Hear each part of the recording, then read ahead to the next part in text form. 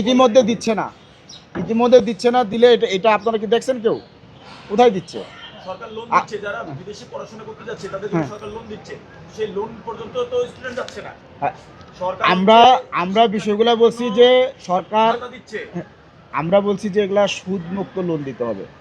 আমরা আমাদের দিচ্ছে অবশ্যই সুদের সকল শিক্ষা লোন হচ্ছে সুদ। হ্যাঁ, কত টাকা কত পার্সেন্ট সুদ দিচ্ছে? এখন আপনি না বললেন যে আপনি এগুলা জানতেছেন, তাহলে আপনি বলেন।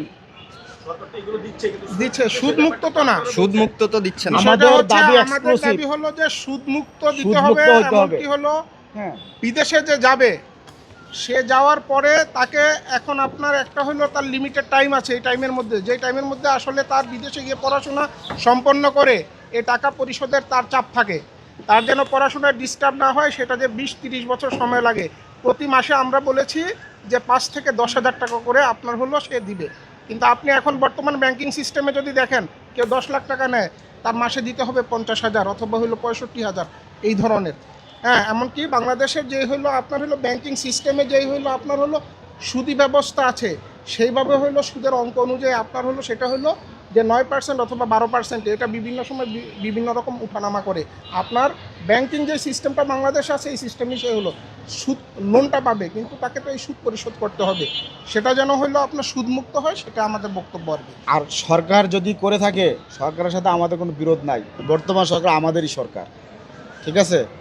মানে এরকম না জুলাই পরবর্তী সরকারকে আমরা প্রতিপক্ষ হিসেবে নেই।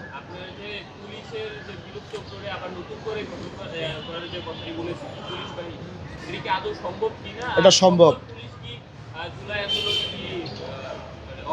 আচ্ছা, আমি একটু বলি, জুলাই আন্দোলনে সকল পুলিশ হচ্ছে অপরাধী কিনা, এটা তো আমাদের থেকে আপনাদের ভালো বলার কথা। কারণ জুলাই আন্দোলনে কিন্তু আপনারা সর্বোচ্চ সব জায়গায় আপনারা সক্রিয় ছিলেন, এবং আপনাদের প্রত্যেকের, এবং হ্যাঁ না এটা বিলুপ্ত না। আপনার এখানে শুনেন, বিলুপ্ত এই যে যখন একটা বাহিনী বিলুপ্ত করা হয়, বিষয়টা হচ্ছে কিভাবে হয়।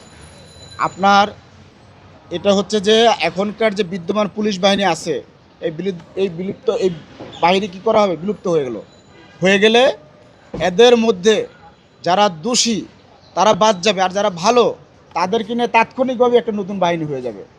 এটাই হচ্ছে সারা দুনিয়াতে হচ্ছে বড় বাহিনীকে লার্জ স্কেলে চেঞ্জ করার সিস্টেম। এখন আপনারা দেখছেন যে এই যে অন্তর্বর্তী সরকারের সময় পুলিশের কোনো পরিবর্তন হয় নাই। পুলিশের কোনো পরিবর্তন হয়েছে কিনা? কোনো পরিবর্তন হয় না। কারণ হচ্ছে আপনি এভাবে পরিবর্তন করতে পারবেন না। এখানে গোটা বাহিনী হচ্ছে ইনভলভ, কিন্তু গোটা বাহিনীর মধ্যে হয়তো 90%ই হচ্ছে নির্দোষ হবে, কিন্তু আপনার 10%কে যদি বের করতে হয়, তাহলে কিন্তু গোটা বাহিনীকে আপনার সংস্কারের আওতায় আনতে হবে। এটাই হচ্ছে আন্তর্জাতিকভাবে সংস্কারের হচ্ছে স্ট্যান্ডার্ড নিয়ম। কিন্তু আমাদের এখানে কি হয়েছে, মানে এই ধর্মার করে হচ্ছে চেঞ্জ করছে, পোশাক পরিবর্তন করে দিয়েছে, মানুষ পরিবর্তন হয় নাই। আর যেটা হয়েছে যে এখানে দেখেন পুলিশ বাহিনীর দলীয়করণ হয়েছে। আপনি দেখেন, আমরা যখন বিলুপ্তিকরণের কথা বলতেছি, আপনার কয়েকদিন আগে পত্রিকায় দেখছেন না, 50,000 পুলিশ যারা আওয়ামী লীগের, তাদেরকে বাদ দেওয়া হবে। মানে কি? একই তো ব্যাপার। আপনি যখন এটাকে একটা সিস্টেমেটিক ওয়েতে করতেন, তাহলে একটা আওয়ামী লীগের লোক সে পুলিশে আছে, কিন্তু সে কোনো অপরাধী না, সে কিন্তু কি নির্দোষ হিসেবে পাইতে পারতো। বিএনপির পুলিশ সেও তো হয়তো দেখা গেছে কি এই আগস্টে গুলি করতে পারে না, জামাতের পুলিশ গুলি করতে পারে না। সেই জন্য আমরা বলছি যে পুলিশ বাহিনীকে আপনি একটা সমন্বিতভাবে বিলুপ্ত করে তাদের মধ্যে যারা নির্দোষ তাদেরকে দিয়ে হচ্ছে এটাকে পুনর্গঠন করে।